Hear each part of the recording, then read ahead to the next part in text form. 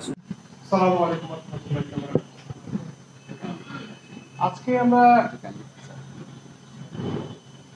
তাদের যে ব্যানার উল্লেখ করা হয়েছে যে জুলাই আগস্ট বিপ্লব 2024, আসলে আজকে এখানে উপস্থিত হতে পেরেছি এই কারণে আমার কাছে শুকরিয়া আদায় করতে হবে। কেননা আমি প্রথম যেদিন এই বৈষম্য বিরোধী ছাত্র আন্দোলনের ব্যানারে এই কোটা বিরোধী আন্দোলন কভার করি, সেটা হচ্ছে 3 জুলাই। সেদিন একটা ছবি দেখেছিলাম, খুব 300-400 মানুষ। সেখান থেকে বাংলা ব্লকের প্রায় বলা যায় যে একটা সরকারকে পতন, যেখানে খুব বিশ্বাসই করা যেত না যে শেখ হাসিনার পতন বাংলাদেশে সম্ভব, কিন্তু এতগুলো রাজনৈতিক দল 16 বছর এই আন্দোলন করেছে, কোনোভাবে সম্ভব হয়নি। কিন্তু সর্বশেষ গিয়ে এই বৈষম্য বিরোধী ছাত্র আন্দোলনের যে ইয়াটি ছিল কর্মসূচি, সেই কর্মসূচি সর্বশেষ এক দফায় পরিণত এবং শেখ হাসিনার পতন। এই যে একটি লম্বা সময়, সেখানে ইসলামী আন্দোলনের একটি ভূমিকাও ছিল। আমরা দেখেছি যে তারা তাদের নিজস্ব ব্যানার প্রথম যে বের হয়ে আসা তারা বলেছে, সেদিন আমি কাভার করেছি এবং দেখেছি যে প্রায় 700-800 মানুষকে তাদের প্রথম কর্মসূচি ছিল ঢাকা বিশ্ববিদ্যালয়ের একদম মুখ হয়ে তারা তাদের প্রতিবাদ। আজকে তারা যে আয়োজনটি করেছে সেখানে বলেছে তারা মত বিনিময়। আমরা এখানে মত বিনিময় যদি বলি, তাহলে একটি বিষয় আমাকে বলতে হবে। এখানে আসলে আমরা যে কয়েকজন আছি, আমি যতটুকু জানি যে তারা 20 জন সাংবাদিক এবং টেলিভিশন ক্যামেরা পার্সনদের সম্মানিত করবে বা পুরস্কার দেবে। এই সংখ্যাটা আসলে অনেক বেশি হওয়ার দরকার ছিল। আর এইভাবে না করে আমার মনে হয় যে তারা যদি সকল গণমাধ্যম যেগুলো রয়েছে তাদেরকে ডেকে যদি বলতো যে ভাই আপনাদেরকে দুপুরে দাওয়াত ছিল, জাস্ট আপনাদেরকে খাওয়া দাওয়া করে বিদায় দিয়ে দিব, আমার মনে হয় এটি ভালো ছিল। এটা অনেকটা সমালোচনা মুখেই বলে আমি মানে বলেই ফেলছি যে এটি সমালোচনা হবেই, কারণ আসলে আমরা এই 20 জন না, আমাদের সংখ্যাটা আরো অনেক বেশি।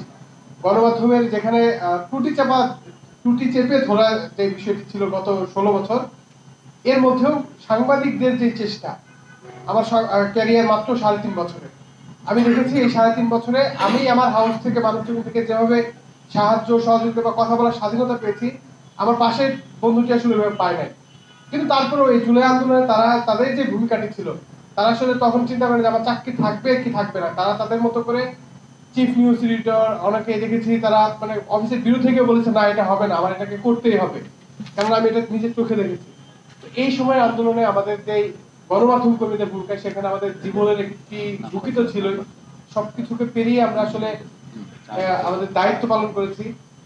আশা করছি আপনাদের আজকে যে উদ্যোগটি, সেটি অত্যন্ত ভালো একটি উদ্যোগ। কেননা ছোট্ট পরিসর হলেও আমরা সাহস পাচ্ছি যে না, আমাদের সঙ্গে কেউ এসে দাঁড়িয়েছে বা সামনের দিনে কেউ দাঁড়াবে।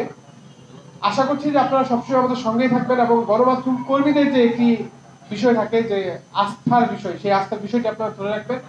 এবং বর্তমান সময়ে ইসলামিক দলগুলোর মধ্যে আপনাদের কাছে চাওয়ার যে বিষয়টি, এটা আমরা যদি বলি যে অনেকটাই আপনাদের কাছে চাওয়া আছে। কারণ আমরা দেখছি যে এই যে আজকে টঙ্গীতে যে ঘটনা ঘটলো, আপনারা এই ঘটনাগুলোর বিস্তারিত বলবেন, আসলে এই ঘটনাগুলো যাতে করে পুনরাবৃত্তি না হয় এই বিষয়ে আপনারা মুসলমান ধর্মাবলম্বীদেরকে অবশ্যই জানাবেন।